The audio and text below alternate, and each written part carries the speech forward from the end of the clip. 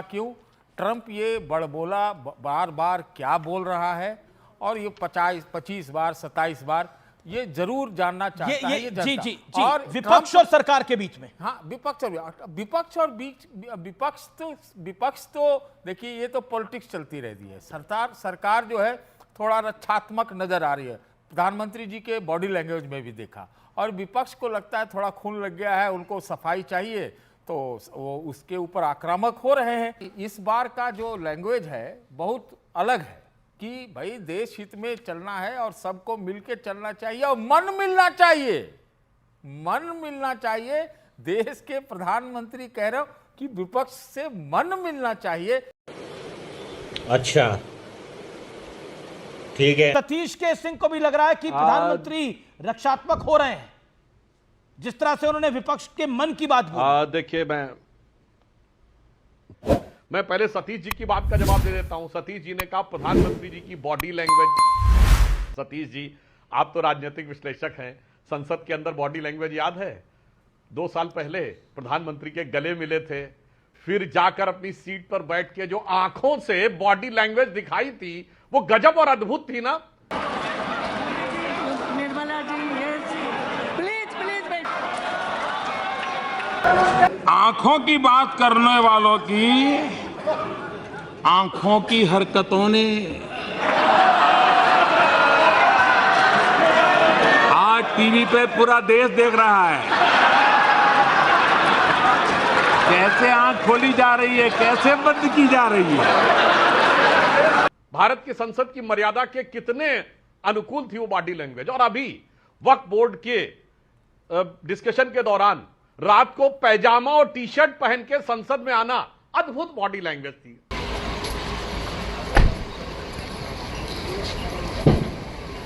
वो आपके विश्लेषण को थोड़ी दिखेगा, क्योंकि वो तो सेकुलर चश्मे से आप देख रहे हैं, इसलिए वो आपको बहुत अच्छा लगेगा।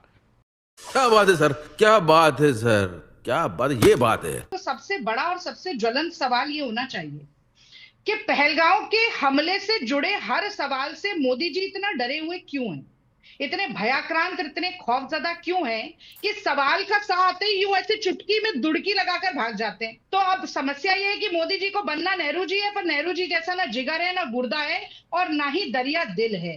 तो अब आकर मानसून सत्र पे विपक्ष ने कहा कि हमें सवाल पूछने आइए। मोदी जी ने कहा 16 घंटे देता हूं, 20 घंटे देता हूं, लेकिन 25 घंटे स्वयं कहा 25 घंटे कम वक्त है ना। अरे सुनिए, बात सुनिए। हमारे विश्व गुरु, महामानव, एंटायर पॉलिटिकल साइंस डिग्री धारी, प्रधान सेवक, premium frequent flyer Narendra Modi ji तो रहेंगे ही नहीं ना। समस्या तो यही है कि कुछ घंटों बाद वो फिर विदेश के दौरे पर जा रहे हैं। तो ये लोकतंत्र के नाम पर क्या मजाक है? आज देश जानना चाहता है कि आखिर वो आतंकवादी जिन्होंने भारत की माँ बेटियों का सिंदूर उजाड़ा, वो पकड़े क्यों नहीं गए? कहाँ है वो? रुको जरा, सब्र करो। देश जानना चाहता है कि कैसे हिम्मत हो जाती है ट्रंप की कि वो बात 24 बार कहता है कि भारत ने। ठीक है, Sudhanshu Trivedi, BJP MP waiting from long. Okay, let him make his point. Okay, और उसका कोई जवाब नहीं मिलता। ओके, सुधांशु त्रिवेदी, ये सारे शब्दावली का इस्तेमाल कांग्रेस की वक्ता प्रवक्ता जी ने किया है, रागिनी नायक जी ने। दोनों की बात का जवाब देता हूं। देखिए, संसद का नया सत्र प्रारंभ हुआ है। प्रधानमंत्री श्री नरेंद्र मोदी जी ने बताया है, आज जिस वातावरण में संसद का यह सत्र प्रारंभ हुआ है, भारत की सेना का शौर्य और उसके कारण भारत का स्वाभिमान आसमान पर है और महंगाई जमीन पे है। 2.1% की इस समय महंगाई की दर है। एक दौर में डबल डिजिट होती थी, डुअल डिजिट पे है। 2.5 अंक से ऊपर होती थी महंगाई, आज 2% पे है। भारत का तिरंगा अंतरिक्ष में है। इतने और इसके साथ अंतरिक्ष में भारत का तिरंगा है, मानसून एकदम चंगा है, मगर उसके बाद भी ये हंगामा क्यों है? बहाने नए हैं मगर फितरत वही पुरानी है।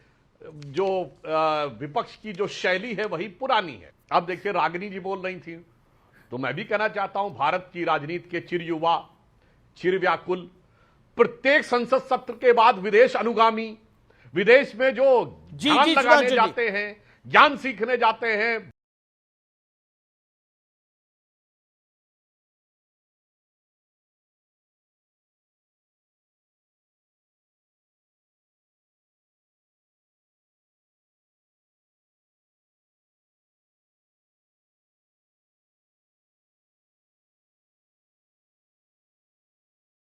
जवाब दे रहे थे करोड़। रागिनी नायक का, जो कि विदेशी देन राजनयिक सतीश है, के सिंह उस ऑल्सो पर वांट्स टू भरोसा रिस्पॉन्ड। नहीं ओके, रहता है। फिर ऑपरेशन सिंदूर की बात कर सियासत चमकाने के लिए सेना के शौर्य को चुराकर अपनी ढाल बनाने का काम करते हैं। अब मैं विश्वास और भरोसे पर आ जाती हूँ। अरे आप ही के पार्टी के किरण रिजिजू ने कहा, जम्मू कश्मीर के लेफ्टिनेंट गवर्नर ने मनोज सिन्हा ने कहा कि बहुत भारी चूक हुई। कैसे भरोसा करेगी जनता आपके ऊपर? वो चूक हुई तो किससे हुई, किसने की? अमित शाह जी का अभी तक आपने इस्तीफा क्यों नहीं लिया? ये कब बताएंगे मोदी जी आके? आज ये सवाल है। और सबसे बड़ी बात, नरेंद्र मोदी जी आकर मणिपुर पर चर्चा करें, ये करवाने के लिए विपक्ष को नो कॉन्फिडेंस मोशन पास करना पड़ता है, ये जानते हुए कि हमारे पास संख्या नहीं है। क्योंकि ये नियम है कि अगर नो कॉन्फिडेंस मोशन होगा तो प्रधानमंत्री को आकर बोलना पड़ेगा। और क्या बोलते हैं मोदी जी? 2 घंटे के भाषण में 4 मिनट का जिक्र करते हैं, कोई जवाबदेही नहीं देते। इसीलिए आज विपक्ष कह रहा है कि तू इधर उधर की ना बात कर, ये बता कि काफिला क्यों लुटा। सुधांशु त्रिवेदी प्लीज। देखिए, अभी जो बात रागिनी जी ने कही वहां रिवर्स में शुरू करता हूं। मैं दर्शकों को कहता हूं, जाके देखिए, पिछली सरकार के समय मणिपुर पे अविश्वास प्रस्ताव लाए थे। मणिपुर पे लाए गए अविश्वास प्रस्ताव में इंडी गठबंधन के लोगों ने 5% भी मणिपुर पे नहीं बोला, 5% भी मणिपुर पे नहीं बोला। राहुल गांधी जी के पूरे वक्तव्य में 5 मिनट मणिपुर पे नहीं था। यह होता है राजनीति करना, कि लाए अविश्वास प्रस्ताव मणिपुर के ऊपर और मणिपुर को किनारे करके बाकी सारी राजनीति करना शुरू कर दिया। दूसरी बात मैं इनसे कहना चाहता हूं, इन लोगों के सामने यही तो सबसे बड़ी समस्या है। वो समस्या यह है कि इनको भारत में सुर्खियां नहीं बटोरनी है। आज भारत का दुर्भाग्य है कि भारत के विपक्ष को जितना पाकिस्तानी मीडिया में सुर्खियां मिल रही हैं, ऐसी कभी नहीं मिली थी। पाकिस्तान की सेना अपनी ऑफिशियल प्रेस कॉन्फ्रेंस में भारत के नेताओं, इंडी गठबंधन के नेताओं को कोट कर रही है। पाकिस्तान के संसद में भारत के विपक्षी नेताओं को कोट किया जा रहा है। पाकिस्तान का भारत के विरुद्ध डोजियर में राहुल गांधी जी का स्टेटमेंट कोट किया जा रहा है। और क्योंकि वो मानसिकता है जो भारत की सेना के शौर्य को कभी उठता हुआ नहीं देखना चाहती, भारत को सदैव अपमानित होता हुआ, झुकता होता हुआ और नीचे आता हुआ देखना चाहते हैं। मैं एक लाइन और बोल दूं अमित जी, मैं एक लाइन और बोल दूं फिर जवाब दीजिएगा।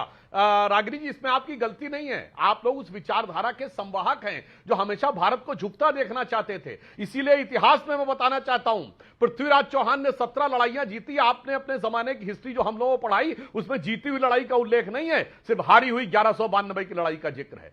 बप्पा रावल ने इतनी लड़ाइयां जीती, जीती हुई लड़ाई नहीं। महाराणा सांगा की जीती लड़ाई नहीं, 1527 हारी हुई लड़ाई। तो चाहे आज का युग हो या इतिहास का युग हो, भारत को कैसे अपमानित करना है। चलिए जनता के विवेक पर छोड़ देते हैं, मुझे जवाब देने जी मैडम प्लीज।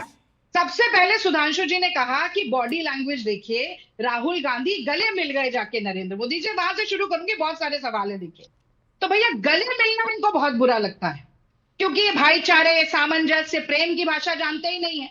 हम बार बार कहते हैं नफरत का बाजार है इनका, मोहब्बत की दुकान हमारी है। जिस संघ ने भारत छोड़ो आंदोलन का विरोध किया, जिस संघ ने महात्मा गांधी की हत्या के बाद लड्डू बांटे, 52 साल तक तिरंगा नहीं फहराया, संविधान की प्रतियां जलाकर लगातार कहते रहे कि मनुस्मृति को संविधान बनाओ, और आज भी 400 पार के बाद संविधान बदलने का नारा देते थे। पूरे देश में एक ही प्रधानमंत्री थे जिसे निशाने पाकिस्तान के खिताब से नवाजा गया, उनका नाम मोरारजी देसाई था। पूछिए सुधांशु जी से। Okay, Sudhanshu Trivedi reply. Okay, time limit follow करिए। सुधांशु त्रिवेदी आपकी टाइम है 40 सेकंड वाले अडवाणी जी थे, आईएसआई को भारत में लाने वाले नरेंद्र मोदी जी थे। क्या बात कर रहे हैं? अब बहुत स्पष्ट, शायद रागिनी जी को ध्यान ही नहीं अपने नेता के बारे में, या यहां पे बैठे हुए ध्यान नहीं दिया। मैंने सिर्फ गले मिलने को नहीं, वो गले मिले नहीं थे, गले पड़े थे। उसके बाद मैंने कहा अपनी सीट पे जाकर बैठकर जो आंखों से बॉडी लैंग्वेज दिखाई थी, मैंने उसके लिए कहा था। कोई जाके चेक कर ले, मैंने कहा था गले मिलने के बाद अपनी कुर्सी पे बैठकर आंखों से जो बॉडी लैंग्वेज दिखाई थी वो सदन की मर्यादा के कितने अनुरूप थी। यह बात मैंने बोली। जी जी जी, समस्या समझ सकता हूं कि आपके नेता की बॉडी लैंग्वेज के कारण। और दूसरी बात, रागिनी जी ने अभी पिछले अपने वक्तव्य में फैंसी ड्रेस कंपटीशन की बात कही थी, तो मैं बताना चाहता हूं भारत की राजनीति में सबसे ज्यादा फैंसी ड्रेस अगर किसी ने दिखाई है तो 2014 में राहुल गांधी जी एकदम क्लीन शेप, बढ़िया बाबा ब्रिगेड वाले थे, बाबा ब्रिगेड कांग्रेस में होती थी ना, आप ही का शब्द है, मेरा नहीं है। फिर अचानक 2019 का चुनाव आया, अब मंदिर मंदिर घूमने लगे, कुर्ते के ऊपर जनेऊ वाली फोटो ऑफिशियल प्रेस कॉन्फ्रेंस में दिखाई गई।